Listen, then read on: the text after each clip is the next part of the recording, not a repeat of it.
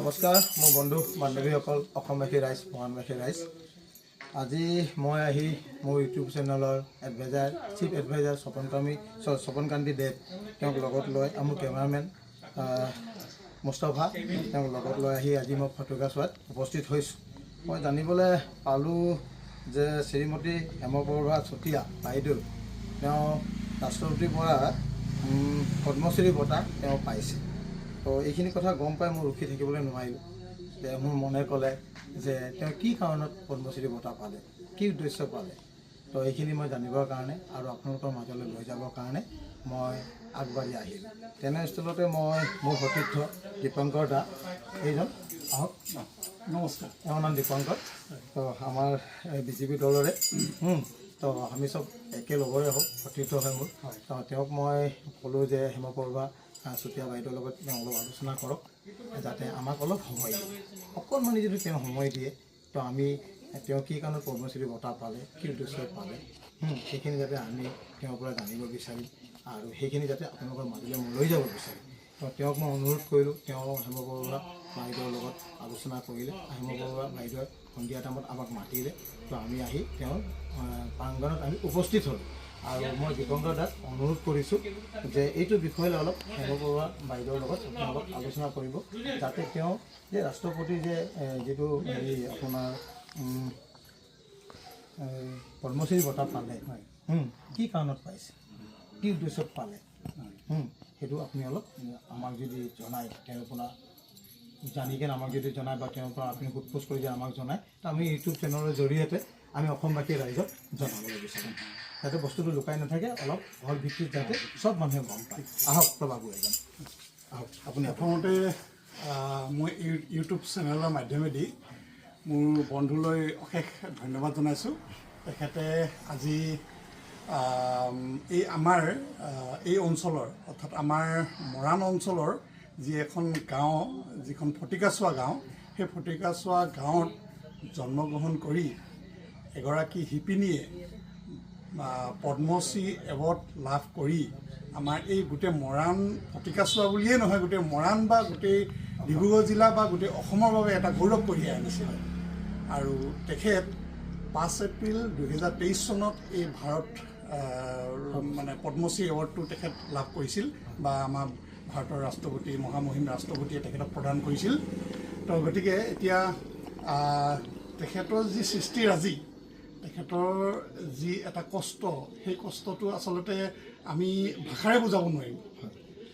কাৰণ তেখেত আমাৰ অসমীয়া সমাজৰ বা অসমৰ যি পথ প্ৰদৰ্শক শ্ৰীমন্ত শংকৰদেৱৰ যিখিনি সৃষ্টিৰাজি বা তেখেতৰ যিখিনি আমাৰ অসমীয়া সমাজক দি থৈ যোৱা যিখিনি সম্পত্তি, সেইখিনি তেখেত আজি এটা ৰূপ দি তেখেতে সকলোকে তেখেত দেখুৱাই দিব পাৰিছে।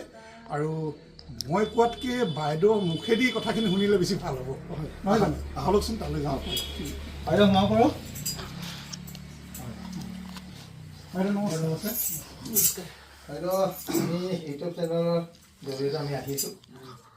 আপুনি ৰাষ্ট্ৰপতি দ্ৰৌপদী মুৰ্মুৰ পৰা আপুনি পদ্মশ্ৰী বঁটা এৱাৰ্ড পাইছে।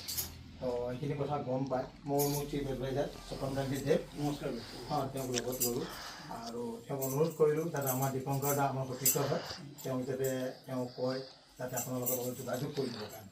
তাৰপাছত আপোনাৰ লগত তেওঁ যোগাযোগ কৰিলে আপুনি আমাক সময় দিলে, সময় দিয়াৰ কাৰণে আপোনাক বহুত বহুত ধন্যবাদ দিছোঁ। তো দীপংকৰ দাক মই অনুৰোধ কৰিছোঁ, তেওঁ যে পদ্মশ্ৰী বঁটা পালে, কিহৰ ভিত্তিত পালে, সেইখিনি যদি অলপ তেওঁৰ পৰা জানি আমাৰ ইউটিউব চেনেলত জনায়, তো অসমৰ ৰাইজে নথা আনন্দিত হ'ব। ঠিক আছে। বাইদেউ নমস্কাৰ। নমস্কাৰ। কাৰণ বাইদেউকতো মই পায়ে থাকোঁ। বাইদেউ, আজি আপুনি ইমান এটা আমাৰ অসমৰ বাবে গৌৰৱ এটা সন্মান আপুনি বুটলিবলৈ সক্ষম হৈছে।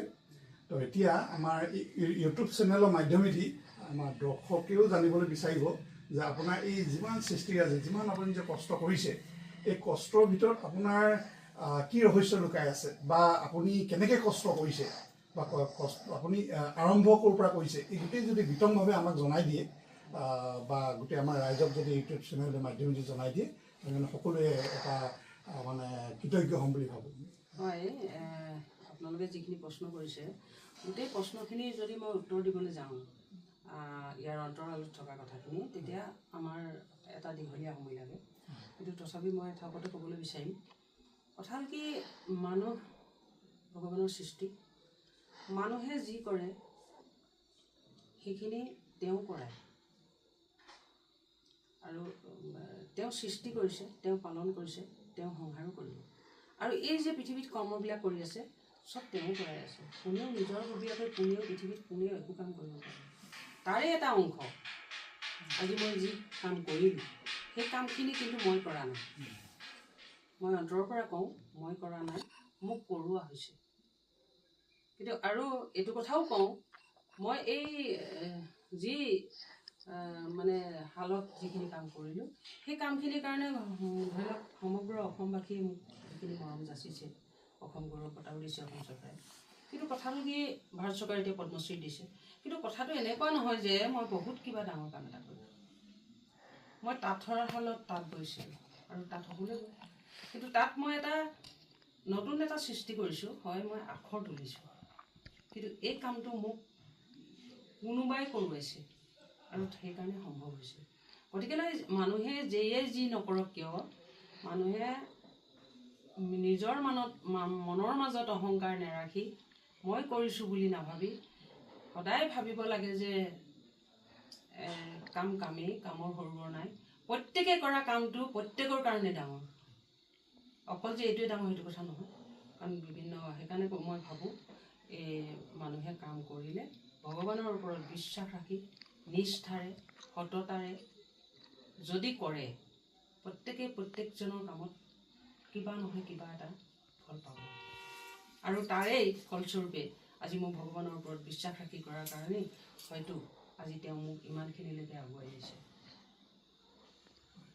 আৰু আপুনি কিমান দিনৰ পৰা এই প্ৰক্ৰিয়াটো আপুনি আৰম্ভ কৰিছে মই এইটো 22 জুলাই 2013 প্ৰথম আৰম্ভণি 22 জুলাই 2013ত মই প্ৰথম আৰম্ভণি কৰিছিলোঁ আৰু এই আৰম্ভণি কৰিবলৈ মোৰ নিজৰ স্বইচ্ছাই কৰা নাছিলোঁ মোক কোনোবাই অনুমতি দিছে আৰু অনুমতি দিয়াই নহয় তেওঁ মোক মানে উৎসাহিত কৰিছিলে তুমি কৰিবই লাগিব সেই মই সঁচা কথা এই কামটো মোৰো অসাধ্য যেন লাগিছিল কাৰণ যিটো নেকি ধৰ্মগ্ৰন্থ তাঁতৰ শালত তোলাটো কাৰণ এইটো মোৰ অসাধ্য যেন লাগিছিল সেইটো মোক বাধ্য কৰাইছিলে কোনোবাই মই অসাধ্য হ'লেও তাত লগাবলৈ বাধ্য হৈছোঁ আৰু সেইদিনা 22 জুলাই 2013 তাৰিখে মই প্ৰথম গুণমালাখন আৰম্ভ কৰিছিলোঁ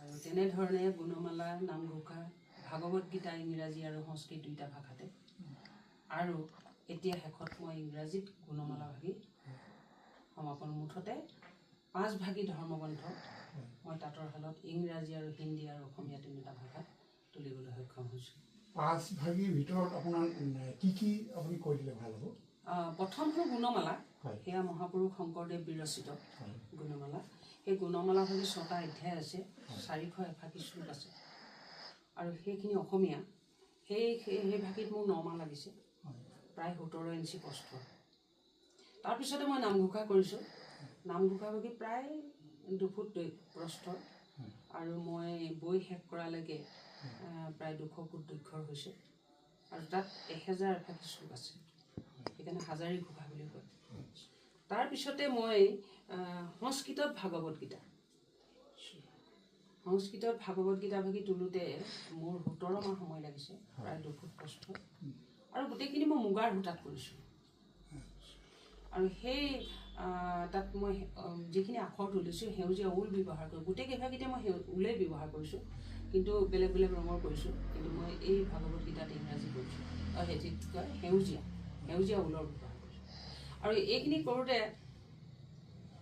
এই ভাগৱত গীতা সংস্কৃত ভাগিত 17 মাহ লাগিছে আৰু ইয়াৰ দৈৰ্ঘ্যটো প্ৰায় 150 ফুট প্ৰস্থটো 2 ফুট সিমানখিনি সময় লাগিছে আৰু তেনেধৰণে কৰা হ'ল তাৰপিছতে মই ইংৰাজীত ভাগৱত গীতা আৰম্ভ কৰিছোঁ আৰু এই ভাগৱত গীতা ভাগি সেই 2 ফুট প্ৰস্থৰে হ'ব আৰু ইয়াৰ দৈৰ্ঘ্যটো প্ৰায় 280 ফুটমান দৈৰ্ঘ্যৰ হৈছে মুগাৰ সূতাত সেউজীয়া ঊলেৰে মই আখৰখিনি তুলিছোঁ আৰু ইয়াত মোৰ এই ভাগি তুলিবলৈ মোৰ সময় লাগিছে 3 বছৰ 1 মাহ 8 দিন সময় লাগিছে তাৰপিছত মই এইভাগেই শেষ কৰিব পাৰিছোঁ। আৰু তাৰপিছত এতিয়া মই ইংৰাজীত গুণমালা ভাগি তুলিবলৈ চেষ্টা কৰিছিলোঁ, কিন্তু এই গুণমালা ভাগি মই দিশটো এৰি সূতা দিছোঁ। আৰু বাণীটো প্ৰথম 6টা অধ্যায় আছে, 6টা অধ্যায় 4টা অধ্যায় মই কেৱল বাঁহৰ কাঠিৰে কৈছোঁ। তাত সূতা প্ৰয়োগ কৰা নাই। সূতাটো দিশটো সূতাই আছে, কিন্তু বাণী যিটো বোৱা যায় সেইটো সূতা নহয়, সেইটো টোটেলি বাঁহৰ কাঠি আছে। আৰু আখৰখিনি যিখিনি তুলিছোঁ, আখৰখিনি কিন্তু ঊলৰ সূতাৰে তুলিছোঁ, সেউজীয়া ঊলেৰে, কিন্তু বাণীটো বাঁহৰ কাঠিৰে কৈছোঁ। আৰু সেই বাঁহৰ কাঠিডাল মই কটাৰীয়ে বনাই লৈছোঁ। আৰু বাঁহৰ কাঠিডাল খুব সৰুকৈ সূতাডালৰ সমানকৈ বনাবলগীয়া হৈছে। নিজে বনাই লৈছে? নিজে বনাইছোঁ, সেইখিনি মই সম্পূৰ্ণ নিজে কৰিছোঁ। বাঁহ কটা মেলা সেইটো বেলেগ আৰু, কিন্তু মই কাঠিখিনি নিজে কৰিছোঁ। আৰু সেই কাঠিখিনি কৰিবৰ কাৰণে মই বাঁহটো অকণমান অলপ মানে প্ৰস্তুতি কৰিবলগীয়া হৈছে। তাৰমানে বাঁহডাল মই প্ৰথমতে পানীত ঘূৰাই লৈছোঁ, তাৰপিছত আনি মই বাঁহডাল ছাঁত শুকুৱাইছোঁ। তাৰপিছত কাঠিখিনি তোলাৰ পিছত মই অলপ ধোঁৱাত দি দিছোঁ। ধোঁৱাত দিয়াৰ পিছত মই যেতিয়া বওঁ, তেতিয়া তাৰ আগতে মই অলপ ঘূণে নাখাবৰ কাৰণে তাত কেমিকেল কেমিকেল দিয়া নাই।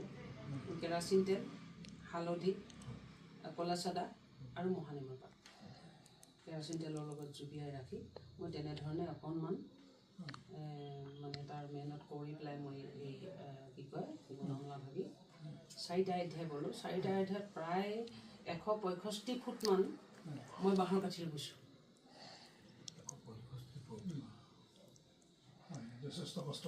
তাৰপিছতে মই ভাবিলোঁ বাঁহৰ কাঠি পচি গ'লে কাপোৰখন নাইকিয়া হৈ যাব, সেইকাৰণে শেষৰ 2টা চেপ্টাৰ মই এৰী সূতাত মানে সূতাৰে বলোঁ, এৰী সূতাৰে বলোঁ। আৰু তাতো সেউজীয়া ঊলেটো কিন্তু সেইখিনি সূতাৰে বলোঁ, 2টা চেপ্টাৰ। সেই 2টা চেপ্টাৰ প্ৰায় 65 ফুটমান হৈছে, তাৰমানে 230 ফুটমান প্ৰায় গোটেই গুণমালাখনৰ দৈৰ্ঘ্যটো হৈছিল। আচ্ছা বাইদেউ, আৰু এটা কথা, এতিয়া আপুনি যি সূতাৰ কথা ক'লে, এৰী সূতা, মুগা সূতা, সাধাৰণতে আমাৰ বজাৰত এইবিলাকৰ খুব দাম সূতাবিলাক। এইবিলাক আপুনি যেতিয়া বৈ আছিল বা আপোনাক যেতিয়া প্ৰয়োজন হৈছিল, আপুনি এইটো নিজে যোগাৰ কৰিব লগা হৈছিল নে কোনোবা আপোনাক সহায় কৰিছিল? মুগাৰ সূতাটো বহুতো দামেই। মই 12,000 টকাৰ পৰা মুগা সূতা কিনোতে এতিয়া 25-26,000 হ'ল। তেতিয়াৰ পৰা মই এনেধৰণে কিনি আহি আছোঁ, ইখনৰ পিছত সিখন দাম হৈছোঁ। কিন্তু ইয়াত মই যিখিনি এৰী সূতা ব্যৱহাৰ কৰিছোঁ এই নামঘোষাখনত, তাত মই দিশটো মুগাৰ সূতাই আছিলোঁ। আৰু বাণীটো মই এৰী সূতা যিটো প্ৰয়োগ কৰিছোঁ, সেইটো মই সম্পূৰ্ণ নিজে মুগাটো পুহিছোঁ ঘৰতে পাত আনি। আৰু মই সেইটো মুগাটো পালন কৰাৰ পিছত যিটো সূতা মই বৈছোঁ, সেই গোটেই সূতাটো মই নিজে টাকুৰিত কাটিছোঁ। আৰু সেই টাকুৰিত কাটোতে মই আগতে কাটি থোৱা নাই, তাঁতখন লগোৱাৰ পিছত কাটিছোঁ। গতিকেলৈ মই সেই সূতাটো মই দিনত তাঁত বওঁ, ৰাতি সূতা কাটো। আৰু ৰাতি যিমান দেৰিলৈকে, যিমান সময় নালাগক, 1-2 বাজি যায় কেতিয়াবা, তেতিয়ালৈকে মই সূতা কাটি থাকোঁ। কাৰণ পিছদিনাখন বোৱাৰ কাৰণে সূতাটো প্ৰস্তুত কৰিব লাগিব। আৰু যিহেতু নেকি টাকুৰিত কাটোঁ, এতিয়া মই দেখুৱাই দিবলৈ নাই কৈছোঁ, টাকুৰিত কাটিলে সূতাটো বহুত কিমান কণ আৰু বহুত সময় লাগে। গতিকে পিছদিনা বোৱাৰ কাৰণে বহুতখিনি সূতা কাটিব লাগে, সেইখিনি মই নিজে প্ৰস্তুত কৰিছোঁ। তাৰপিছতে কি হ'ল, মোৰ ইংৰাজী কিতাপভাগি মই মোৰ আৰ্থিক অনাটনৰ কাৰণেই মই এনেকুৱা কিছুমান পদ্ধতি অৱলম্বন কৰিব লগা হৈছিল, যেনেকৈ সূতা টাকুৰিত কাটিছিলোঁ। যেতিয়া মই ইংৰাজী কিতাপভাগি বম বুলি ভাবিছিলোঁ, মোৰ অৰ্থৰ অভাৱত মই থমকি ৰৈ আছিলোঁ। তেতিয়া মোক হঠাতে এগৰাকী ডিব্ৰুগড় কলেজৰ অৱসৰ অধ্যাপিকা, তেখেত হ'ল ডক্টৰ ৰুণুমা শৰ্মা। তেখেতে মোক এই কথাবোৰ মই তেখেতৰ আগত কৈছিলোঁ, তেতিয়া বোলে মই আপোনাক সহায় কৰিম। তেতিয়া তেখেতে মোক সেই সংস্কৃত কিতাপভাগি পাবৰ কাৰণে প্ৰায় 80,000 টকা সূতাৰ প্ৰয়োজন হৈছিল, গোটেইখিনি তেখেতে দিছিল। তাৰপিছতে ইংৰাজী কিতাপভাগিৰ কাৰণে তেনেকুৱা মোৰ হেৰি আছে, যোৰহাটৰ এজন চিকিৎসক ডক্টৰ বুদ্ধদেৱ দত্ত, তেখেতে মই যেতিয়া ঊলত লগাবলৈ লৈছিলোঁ, ঊলতে বম বুলি, তেতিয়া তেখেতে মোক এই সূতা কাপোৰখন ববৰ কাৰণে মোক প্ৰথম 50,000 টকা সহায় কৰিছিল। আৰু সেই টকাৰে মই আৰম্ভটো কৰিছিলোঁ। গতিকেলৈ মই তেওঁলোক দুজনকে মই ভগৱানৰ ওচৰত সদায় প্ৰাৰ্থনা জনাওঁ, তেখেতলোকক ভগৱানে সমতি দিয়ক। তেখেতলোকো আচলতে আপোনাৰ এই মহৎ কামটোৰ কাৰণে যে কিছু আৰ্থিক আপোনাক সহায় কৰিব পাৰিছে, তেখেতো মংগলৰ সমভাগী হৈছে। নিশ্চয় নিশ্চয়। এতিয়া কথাটো হৈছে বাইদেউ, আপুনি যে সেই 13 চনৰ পৰা নিৰবিচ্ছিন্ন আপুনি যে কষ্ট কৰি থাকিলে, এই কষ্ট কৰি থকা সময়ত আপোনাৰ এটা মনত ৰখা কিবা তেনেকুৱা ঘটনা আছে নেকি যে আপুনি আমাৰ আগত প্ৰকাশ কৰিব পৰাকৈ তেনেকুৱা? 13 চনৰ পৰা মই কৰি আছিলোঁ মানে কি হ'ল মই এনেই মই কিছুমান নিয়ম নীতিৰ মাজতে থাকোঁ আগৰ পৰাই।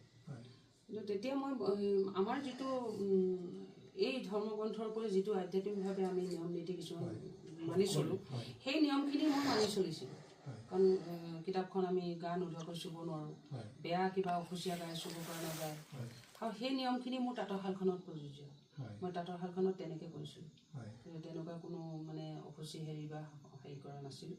আৰু তেনেধৰণে এটা ধৰ্মীয় নীতি, তাৰ লগতে মই সদায় শালখনত এডাল ধূপকাঠি নহ'লে এগছি ধৰ্মপন্থী জ্বলাই মই আৰম্ভ কৰিছিলোঁ।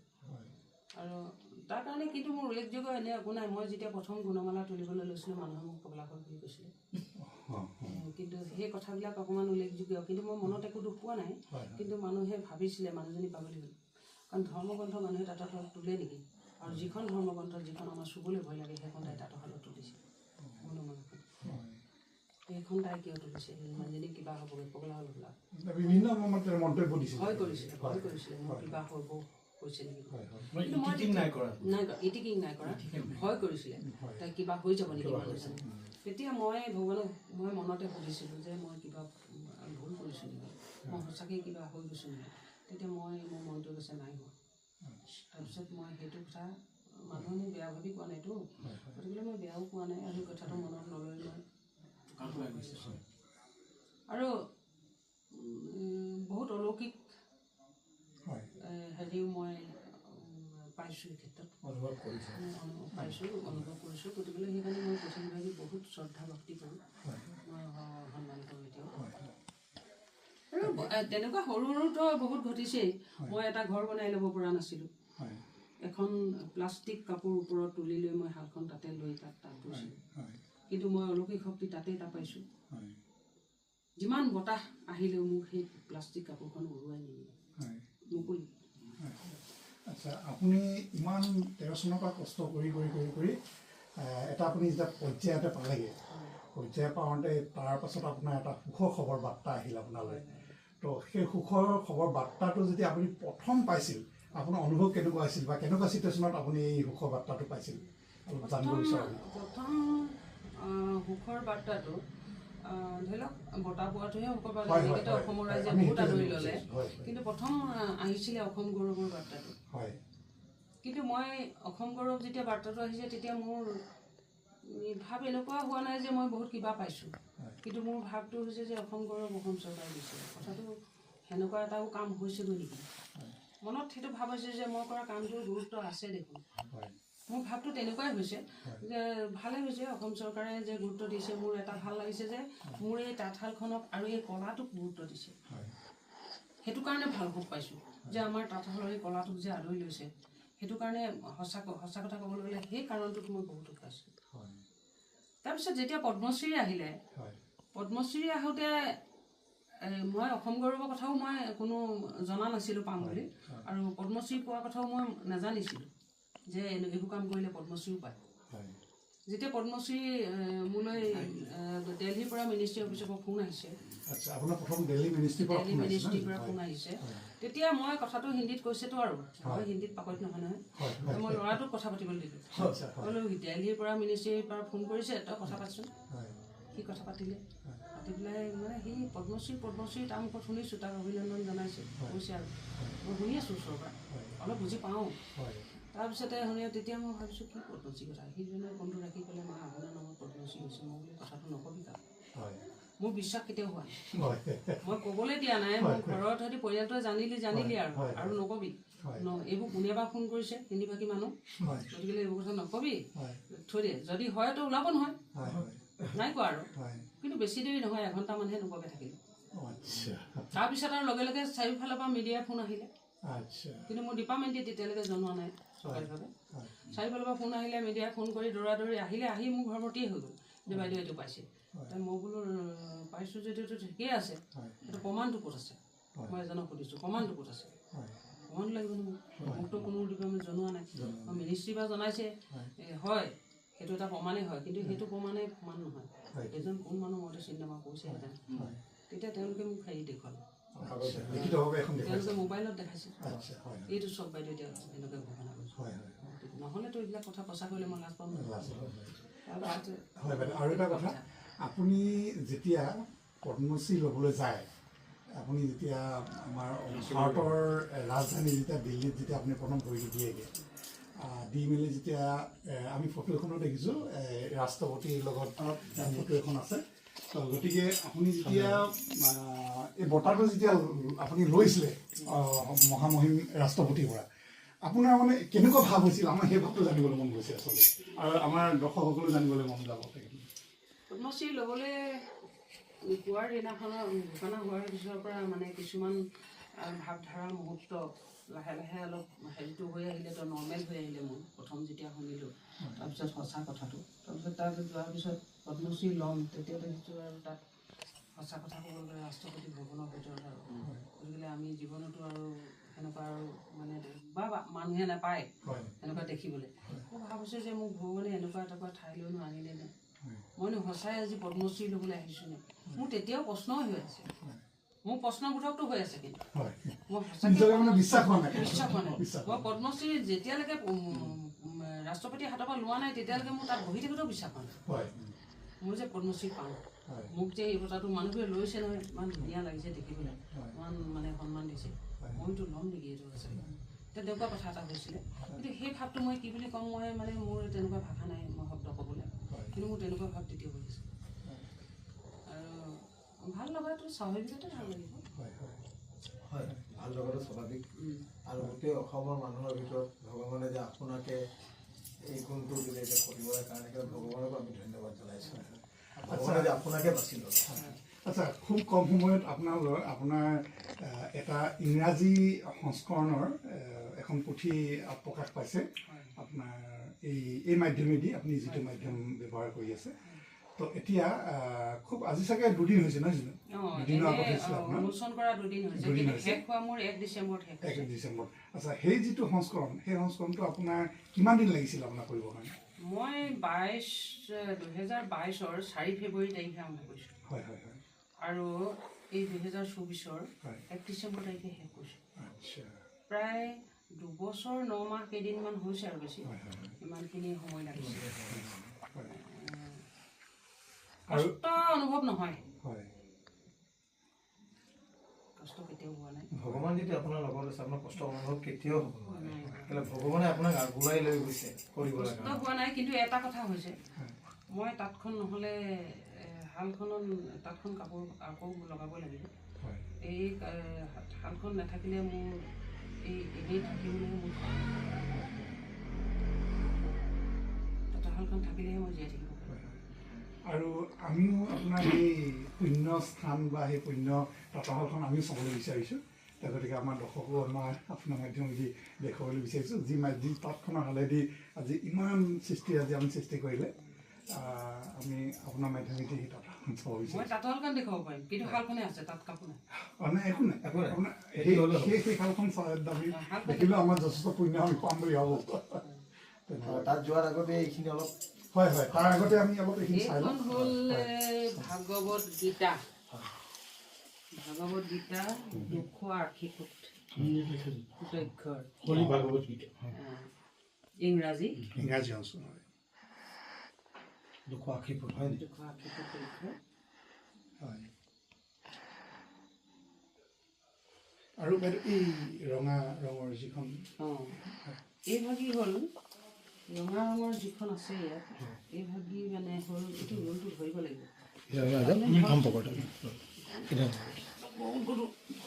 এইটো এনেকৈ ধৰিলে এৰাই থ'ব নহয় এনেকৈ এৰাই থ'ব এনেকৈ অকণমান হিচাপ কৰি দিব যথেষ্ট গধুৰ মানে বহুত গধুৰ আছে এইখন হ'ল নামঘোষা মাধৱদেৱ বিৰচিত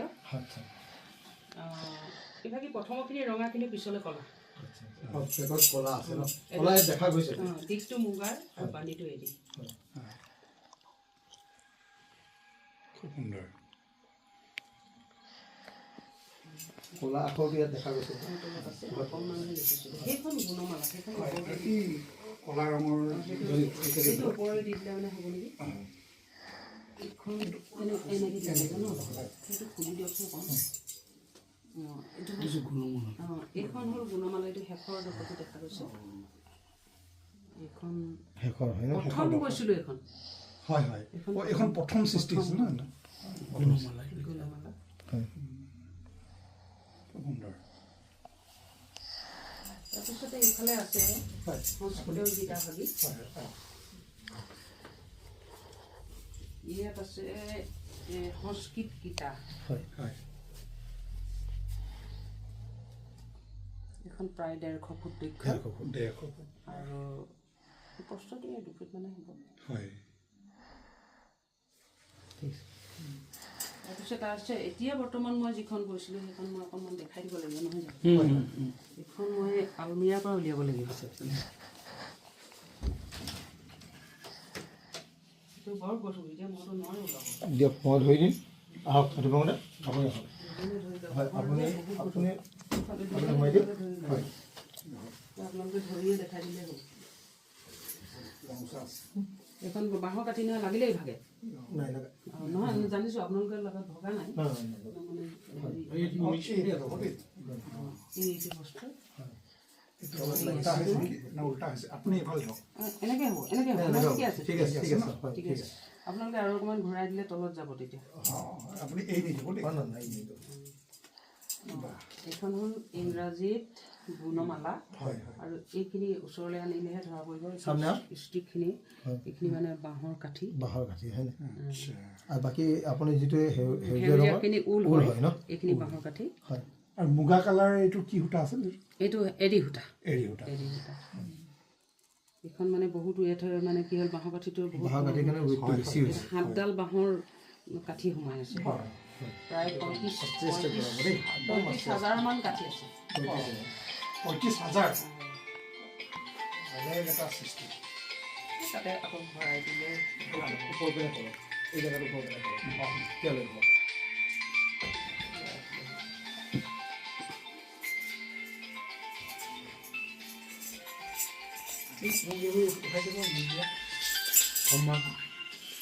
সেইখিনি ভিতৰতে এখন গল আছে আচ্ছা আৰু তাৰোপৰি আৰু এনেকুৱা এটা ঘৰ ভৰ্তি হ'ব পৰাকৈ জমা কৰি থোৱা হৈছে মোৰ ঘৰ নাই থ'বলৈ সুবিধা কৰিব পৰা নাই সমন্বয় পত্ৰবিলাক হয় হয় আচ্ছা আমাৰ ইয়াত এখন চাৰ্টিফিকেট আমি দেখিবলৈ পাইছোঁ এইখনেই নহয় জানো মহামহিম ৰাষ্ট্ৰপতি দিয়া পদ্মশ্ৰীৰ কাৰণে পদ্মশ্ৰী আৰু এই ভাগি হ'ল অসম গৌৰৱ অসম চৰকাৰে দিয়া চাৰ্টিফিকেট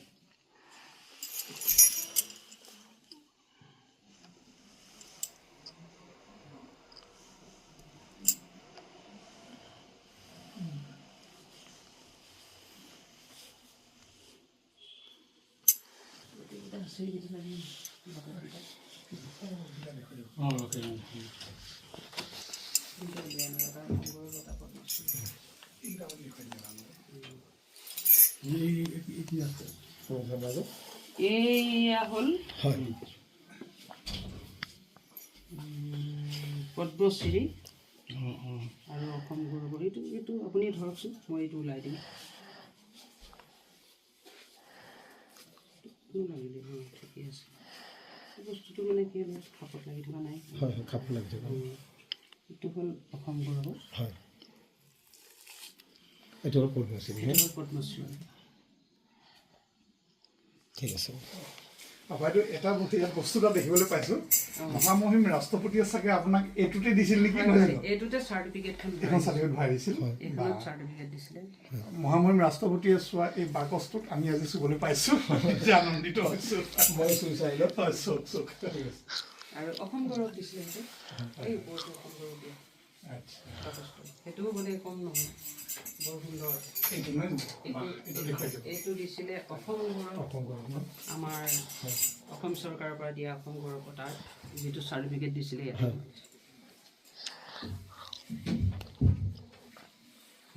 এইটো থবুটা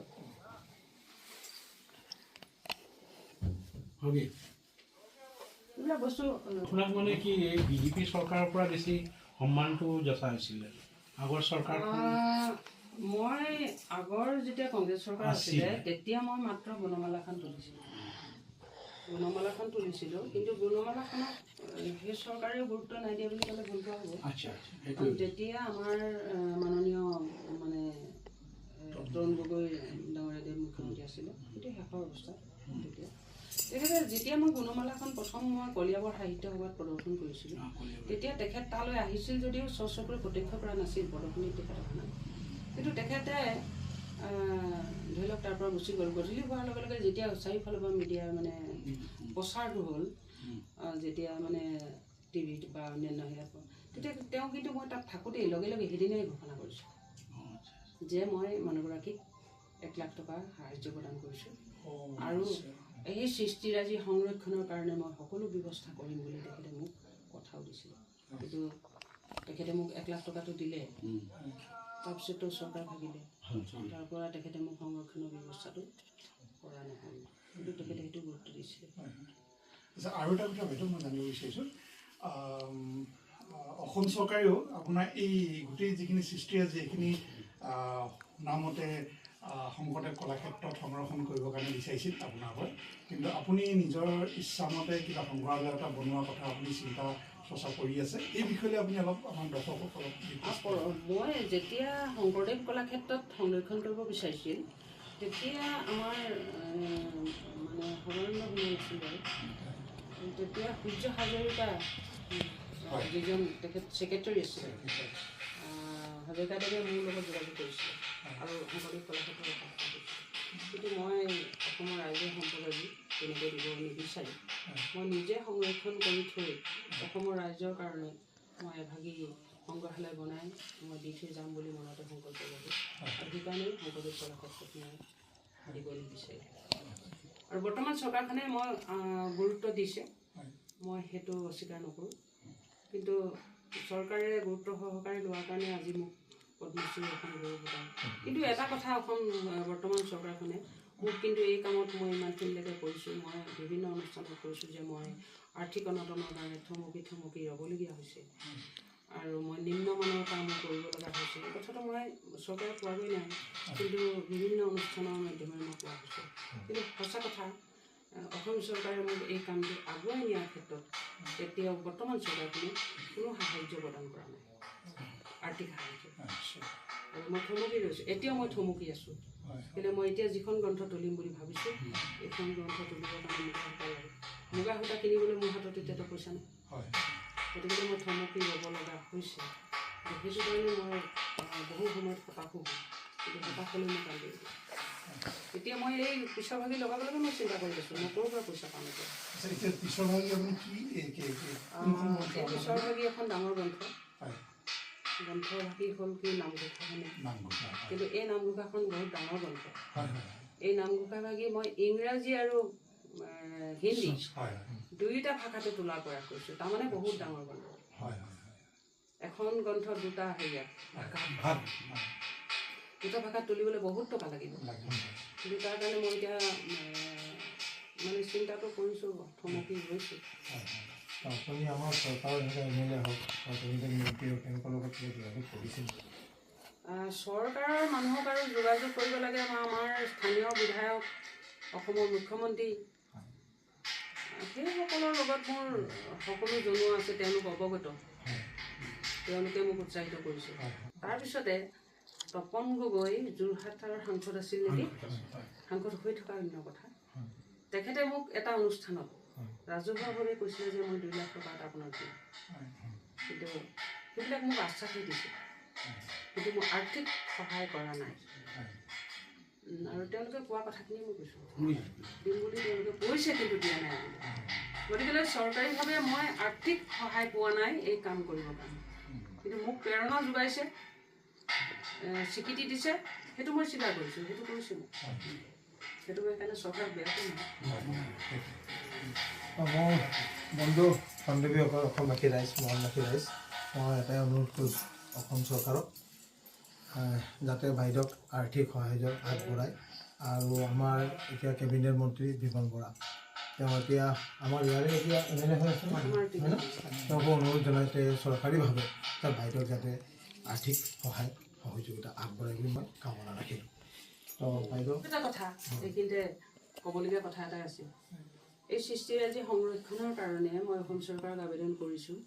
অসম চৰকাৰে গুৰুত্ব সহকাৰে লৈছে আৰু তেখেতলোকে সংগ্ৰহালয় ভাগি বনাই দিয়াৰ কথাও কৈছে আৰু তেওঁলোকে এটা মানে টকাৰ আবণ্টন দিয়াৰ কথা কৈছে, কিন্তু কথাটোকে মই লিখিত পোৱা নাই, মৌখিকভাৱে কৈছে, মোৰ মুখৰ আগতে কৈছে। আমাৰ প্ৰথম মই যিটো দেখিছিলোঁ অজন্তা নেওগে যেতিয়া হেৰি দিছিলে বাজেট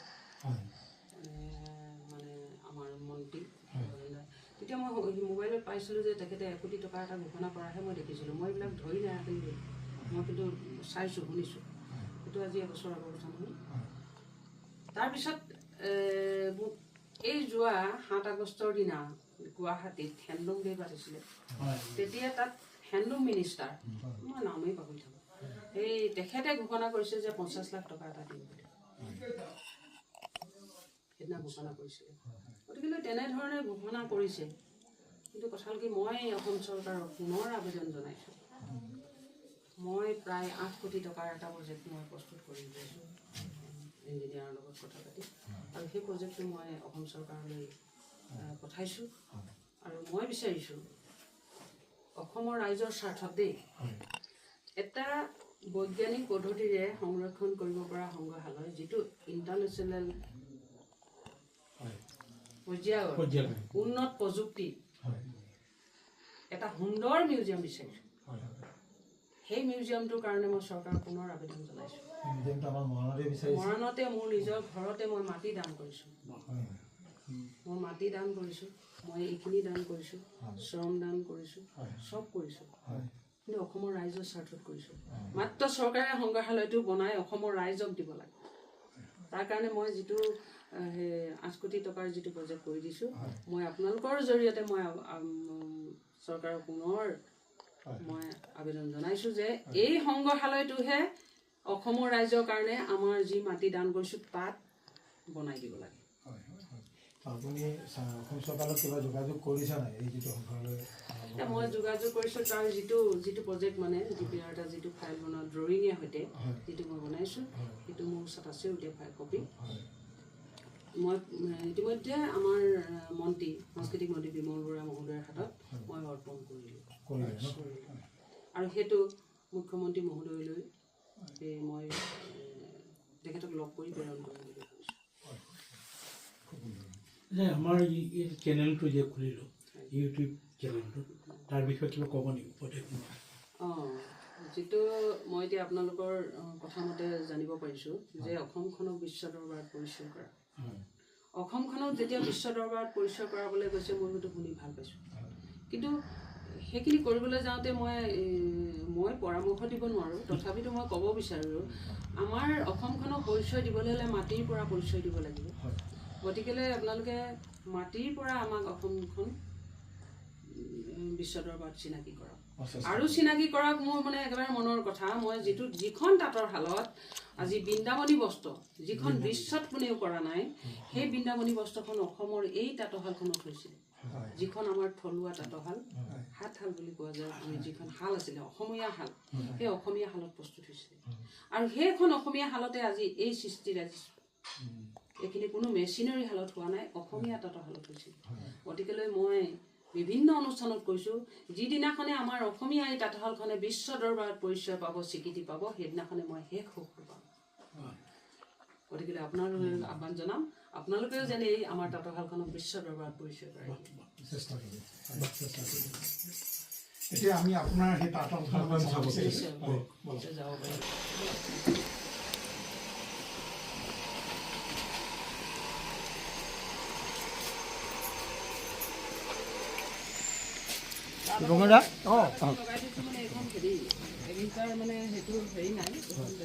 এইখনতে আপুনি মানে চব প্ৰস্তুত কৰিলে হয়? আৰু মোৰ তাঁতশাল এইখিনি, আৰু মোৰ তাঁতশালখনৰ এটা মানে গুৰুত্বপূৰ্ণ কথা আছে, ভালকৈ খুটাকেইটা চালে গম পাব। এই তাঁতশালখন এইখন দৰজাৰ চৌকতখন। ইয়াত হেৰি লাগি কব্জা লাগি চৌকত মই নিজে কৰতে কাটি, আৰু এইবোৰ য'ত ত'ত পৰি থকা কাঠ বনাই, আৰু এইবোৰ খুটাও তেনেকুৱা দৰজাত লগোৱা চৌকতৰ কাঠ পুৰণা, এইবোৰ কাটি কুটি মই নিজে কৰতে কাটি ইয়াত বনাই লৈ মই এই শালখন নিজে প্ৰস্তুত কৰিছোঁ। নিজে প্ৰস্তুত কৰিছে, নিজে চব কুচ কৰিছে হয় নাই? আৰু এইবোৰ আৰু এইবিলাক মানে এই দৰকাৰ চৌকতৰ কাঠ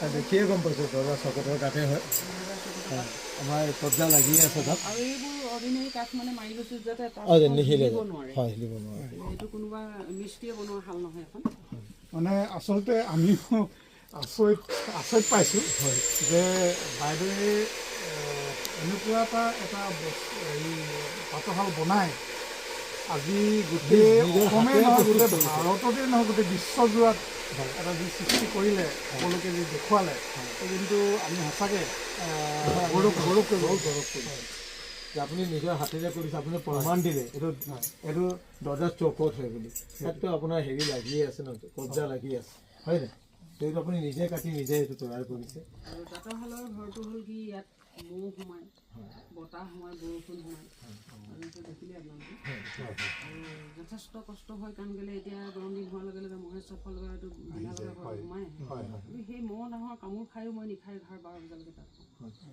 আমি দেখিয়ে গম পাইছোঁ যে গৰম দিনতো আপোনাৰ মহে বহুত ঠাণ্ডা দিনতো আৰু ঠাণ্ডা দিনত ইয়াত বহুত ঠাণ্ডা মানে কিন্তু ৰাস্তাই নাই বন্ধ মুকলি হৈ আছে ৰাতি ফেন এখন লগাই দিনত ফেন এখন লগাই লওঁ এই গৰম দিনত আৰু ঠাণ্ডা দিনত আৰু কি আৰু ঠাণ্ডা দিনত মানে শালত বাৰু ঠাণ্ডা নালাগে মই শালত থাকিলে মই চুৱেটাৰ কাপোৰ একো নলওঁ যিমান কুমীয়া ঠাণ্ডাটো নলওঁ আচলতে মানুহে কষ্ট কৰিলে কি পোৱা নাযায় নহয় জানো সেইটোৱে মানে এখন চাবলৈ গ'লে খুব এখন সাধাৰণ এখন তাঁতশালত বাইদেৱে এটা যি অপূৰ্ব এটা যি সৃষ্টি কৰিলে এই অপূৰ্ব সৃষ্টি কৰি কোনো তুলনা নাই কাৰো লগত আচলতে তুলনা কৰিব নোৱাৰি কোনো পৰ্যায়ত তুলনা কৰিব নোৱাৰি হয় তো বাইদেৱে আজি যিখিনি দেখালে আমাক ক'বলৈ গ'লে এনেকৈ আমি নিজ চকুৰে এনেকৈ দৃশ্য আমি দেখাই নাই তো আপুনিতো ক'লেই এইটো প্ৰমাণেই হৈ আছে কব্জা লাগি আছে হয় নাই আপুনি নিজেই দৰজা চকতেৰে আপুনি তাঁতশাল লগাই